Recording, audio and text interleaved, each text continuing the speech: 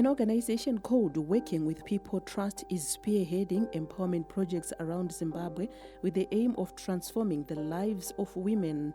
Representatives from the trust were in Kwekwe, Zombe, under Chief Gwesela, where they encouraged women to embark on sustainable projects. Ini ndiri beneficiary of Working with People Trust. Pavakatanga kusvika munzvimbo yekwekwe last year, takanga tichitoshiya kuti vari kuita nezvei, tichingoedza kuvateverera nokunzwa zvaibuda mumuromo mavo, asi vanga vachifamba neshoko rokuti president vari kuti hakuna ari kusara. Tikashaya kuti neejiyo inoyi ndosara ndichindepi ende ndichimanya ndichitei. Asi tumai surprise rumwe rwendo pavakangouya vakangounganidza vanhu vakati panondouya nemastand anokwana kuita matatu, ndikaita one of those who benefit those stand.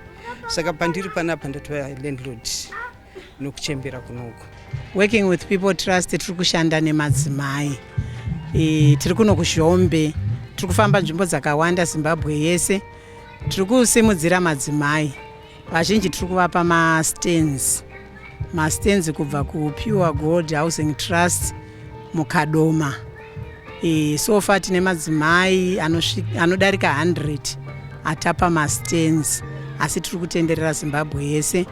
Tiri chikwata chemadzimai takaita mhindu dzakawanda dzinogona kutipa mari, nokuti kana pambawo pasina mari vana vanoda kubhadharirwa school fees, panodiwa zvekudya zvakakwana, panodiwawo marent house, panodiwawo kunyange kutengwa kwedzimba kuti musaramba muchingowa maloja. Saka isu tinofara kuti takakwanisa kubatana pamwe chete tikagona kuita maprojects akawanda akasiyana. The organization Working with People Trust is working at grassroots level, encouraging women to start projects that will go a long way in sustaining their livelihoods. Takaona zvakafanira kuti tichengetedze dzimhuri dzedu. Munongoziva samai, kwai mushandi mai. Saka pamusha panodiwa kudya, panodiwa zvinhu zvinoda mari zvakawanda. Tikaona kuti tikagarira maoko hazviitiri zvakanaka. Saka kuuya kwataita nhasi, tauya isu tiri pasi pechirongwa chedu chatauya namai vedu vatidzidzisa program yedu inonzi Working with People Trust. Uyezve takadzidziswa neshoko raMwari kuti tinobata namaoko edu, zvatinobata namaoko zvinoropafadzwa. Vamwe vacho vaitochema nekubhadhara school fees, but pavakatanga kuita project yekutora mutsina vachienda nawo kuboard, you find out kuti yatingati poverty pachirungu yadzikisira, because munhu akukwanisa kutenga zvinhu zvaanga asingawani. Ndiri mudzimai ari kurana business but in the education sector. Proverbs 31 anoti mudzimai ngaabate nemaoko ake.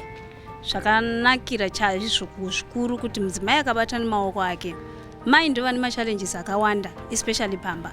Saka amai vakabata vanoziva some of the things kuti izvi zvinoda kubatwa, kana maschool fees evana kuti zvinoda kuitwa so, development yepamba yese iri pana mai, ari pamashoulders amai. Zvekare amai vakashanda, mai mudzimai akashanda anosimudzira nyika. Pandakabata pano ndine project yekuti tiri kuita zvekusona mauniforms. Saka our mablazer iri blazer rekwekwe primary, iri mablazers ekukwekwe high.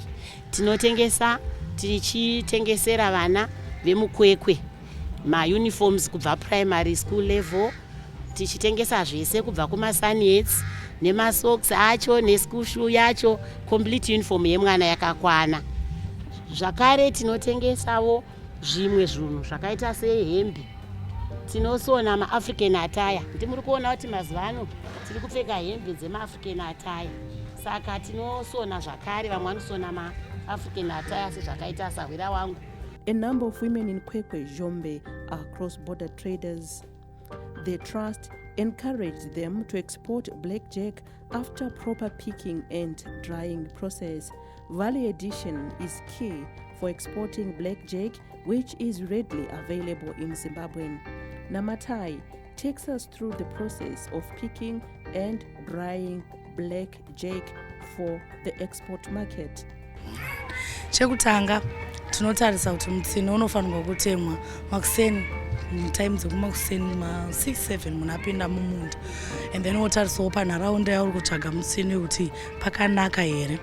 Wotora mashizha atingati mababies, mashizha mababy leaves, watora iwayo kumba uko unenge wasiya moto wako, wotora saga waugezesa pekutanga, then hauboilisi, unongotora saga riya woita kakunyika udaiso unobva waibva kwakuomesa panzvimbo yakanaka, panzvimbo isina majecha, and then wapedza ipapo kwakuzomirira kuti uise musaga, then tozoita packaging. Zvakakosha pakuti isusu tiri kuparidza nyaya yekuti president vedu vaEmmerson Dambudzo Mnangagwa vari kutaura kuti Zimbabwe is open for business. Vari kutaura zvakare kuti munhu ita mari yako. Saka zvakakoshera madzimai kuti tiverengwewo pane vamwe, tirege kuramba tichingotarisirwa pasi. Kana mudzimai aane mari anogona kusimudzira mhuri yake. Mai kana vane mari hamugoni kuwana vana vasingaende kuchikoro, vanoendesa vana vavo kuchikoro. Mai kana vachiita zvecross border vachienda kana kunyika dziri kunze idzi, vanotouya nembatya nezvinhu zvekusimudzira murume wavo. Saka tiri kukurudzira madzimai akaroorwa kuti vabatsirane nevarume vavo, sezvo Bhaibheri richiti mudzimai mubatsiri wemurume. The meeting at Chief Gwesela's homestead was a momentous occasion as women gathered to share business ideas and contribute to the well-being of their families. Namatai spoke on exporting blackjack as it has a ready market. Tine mutsine watinawo, tine mumbuya. Ngatitore zvinhu zvakadaro tinde nazvo. Vanhu vari kunze tikavaendesa vanotipa mari.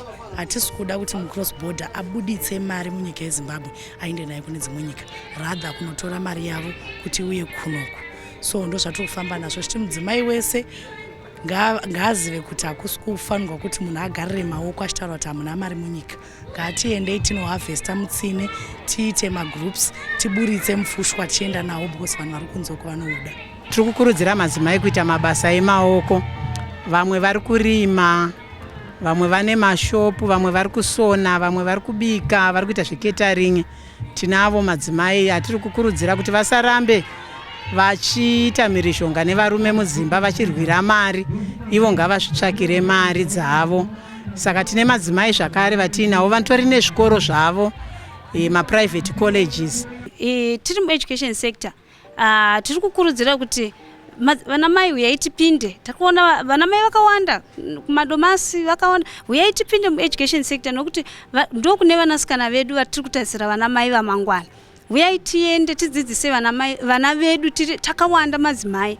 Vana vari kusangana nemachallenges akawanda. Vamwe vari kusangana ma-early child marriages atiri kuona, sexual abuse, vamwe matambudziko chaiwo. Unototi uri muklasi kazhinji unoti uchidhila nemwana unosvika pakuona kuti mwana ane dambudziko rakati. Saka saamai unogona kutomubatsira semudzimai.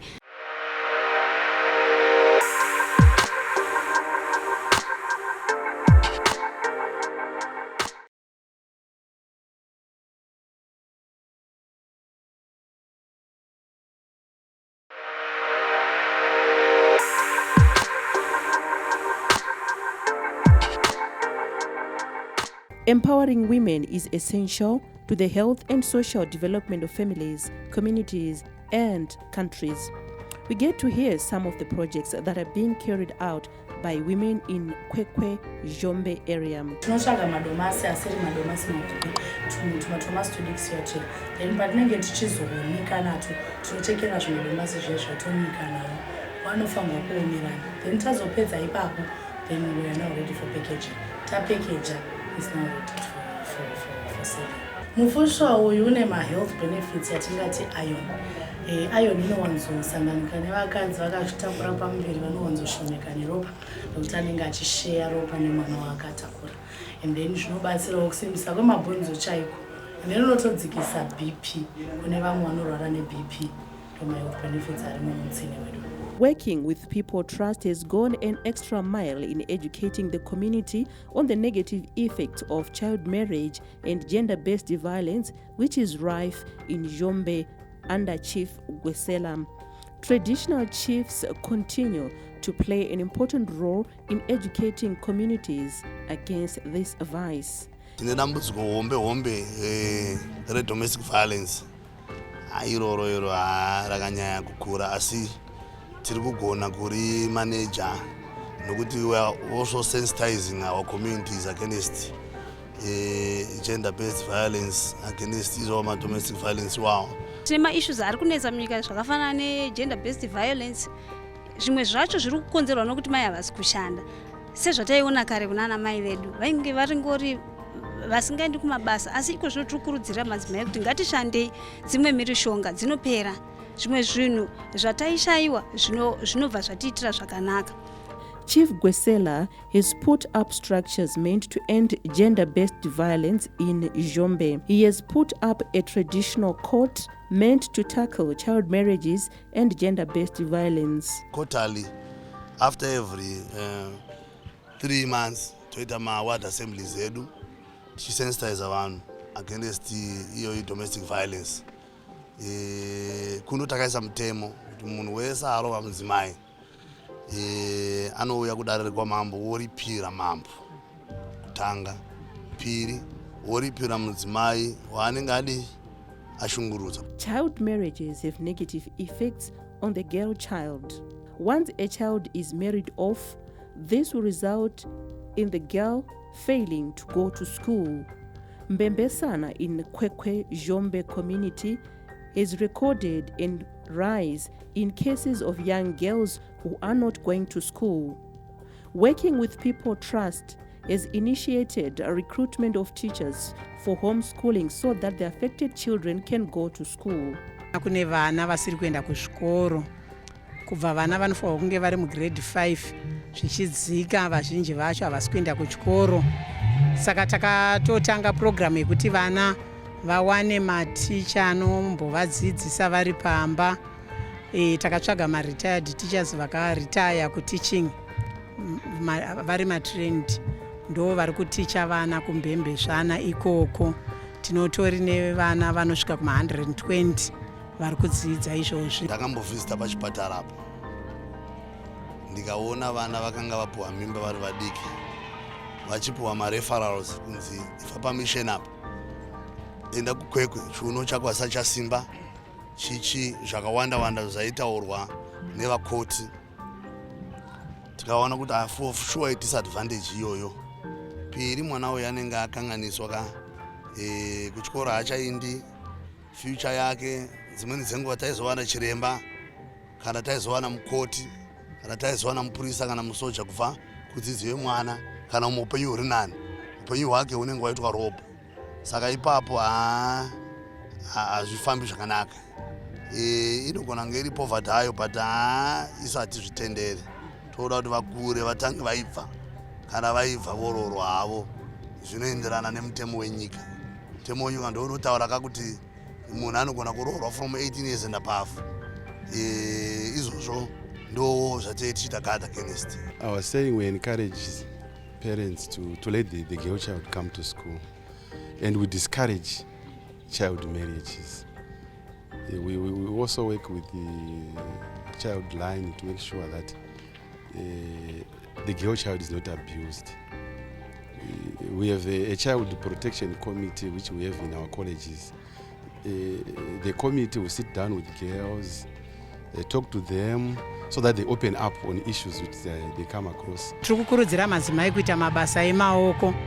Vamwe vari kurima, vamwe vane mashopu, vamwe vari kusona, vamwe vari kubika, vari kuita zveketering. Tinavo madzimai atiri kukurudzira kuti vasarambe vachiita mhirishonga nevarume mudzimba vachirwira mari, ivo ngavazvitsvakire mari dzavo.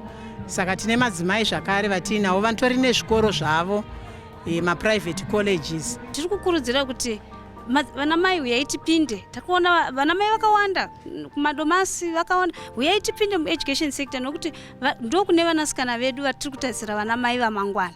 Uyai tiende tidzidzise vana vedu, takawanda madzimai. Vana vari kusangana nema-challenges akawanda. Vamwana vari kusangana ma-early child marriages atiri kuona, sexual abuse, vamwe matambudziko chaiwo. Unototi uri muklasi kazhinji unoti uchidhila nemwana unosvika pakuona kuti mwana ane dambudziko rakati. Saka saamai unogona kutomubatsira semudzimai.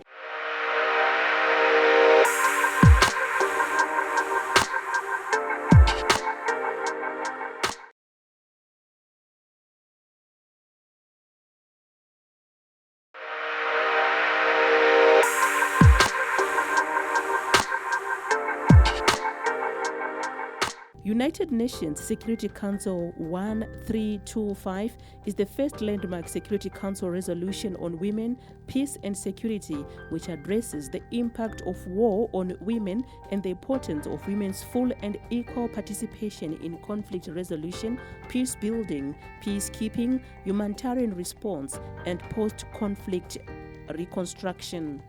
Women are affected much more than men by conflict, but women were absent totally in peace negotiations, and therefore it was important that the UN look at protection of women, prevention of conflict, but also on the other side make women actors in the development and in the negotiation of peace, not only in their own countries, but also in peacekeeping missions. The Security Council Resolution 1325, unanimously adopted in October 2000, stresses the importance of the equal participation and full involvement of women in all efforts to maintain and promote peace and security. It recognized for the first time that women are not merely victims of violence, but play essential roles in building and sustaining peace and security. The resolution is therefore not only applicable to countries in armed conflict, but to all contexts.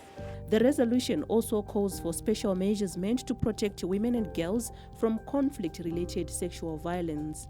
Women are the most affected when we talk of peace and security. However, the government of Zimbabwe has done a lot to uphold the rights of women and girls in the country. We have seen now the protection of the rights of women in marriage. And that's why the Marriage Act has been reformed. We have also seen through the Second Republic, as a step forward from the First Republic, that the girl child must have a place in our education system. Our Education Act has been crafted with that in mind. The history of mankind is fraught with cases of gender inequality and discrimination against women and the girl child that emanated mainly from cultural underpinnings. In Zimbabwe, the adoption of the UNSCR 1825 buttressed government's efforts towards women in emancipation and empowerment, which were initiated at independence in 1980.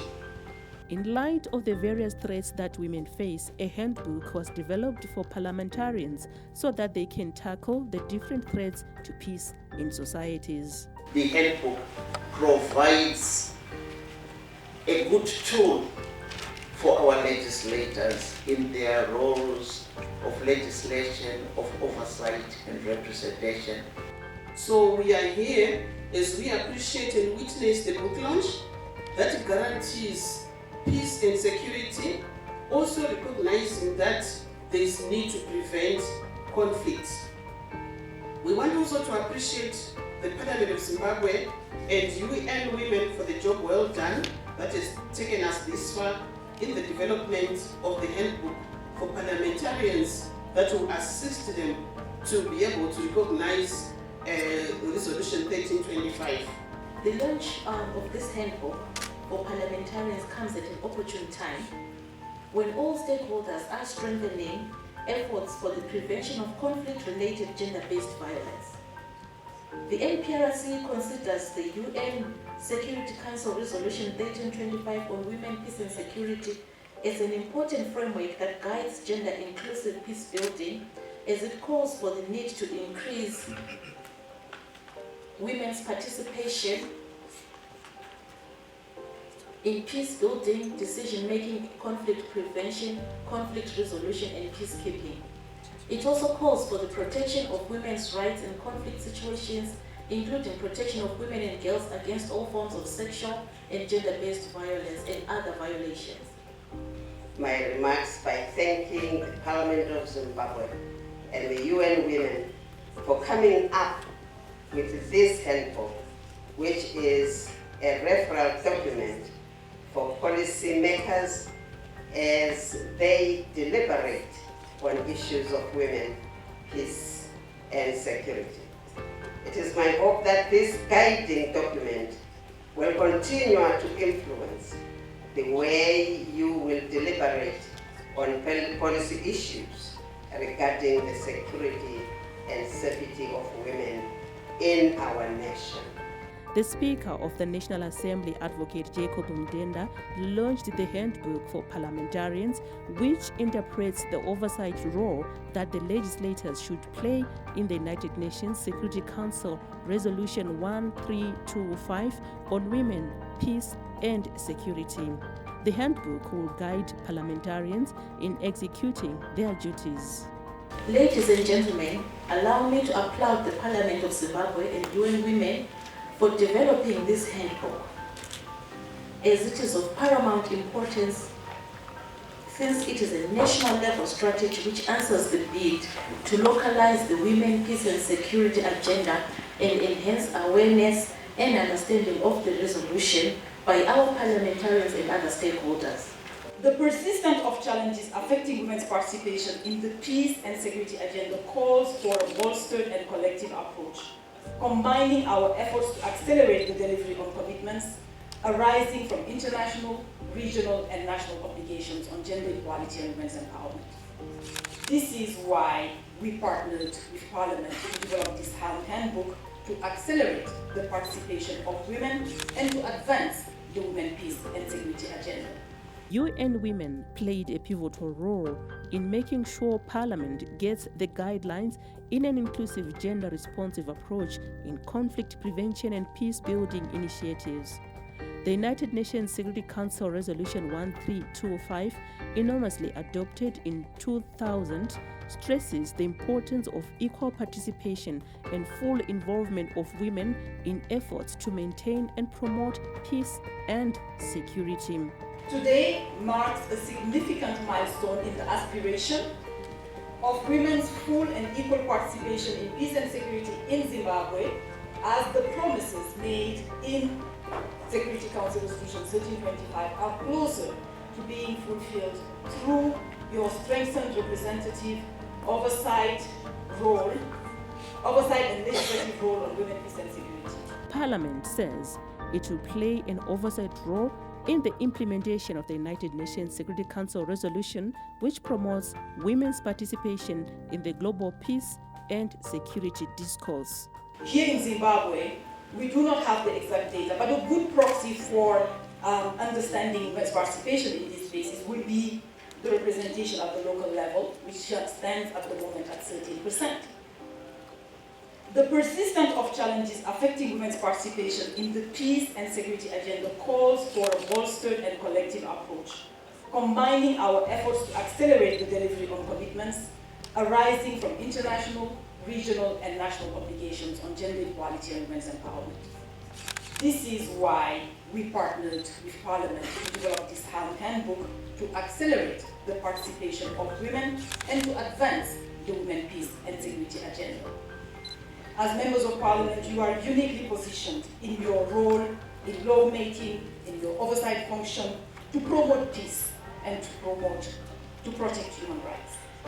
We are pleased to note that as Parliament, you were one of the key actors that was consulted and that provided inputs into the draft National Action Plan on 1325, which is currently being developed by the government and which we hope will be signed very soon. It must be a handbook of lived experience, just like we have the Bible, or the Quran for that matter. It must create a lived experience in which those who use it must believe in it and practice what it says.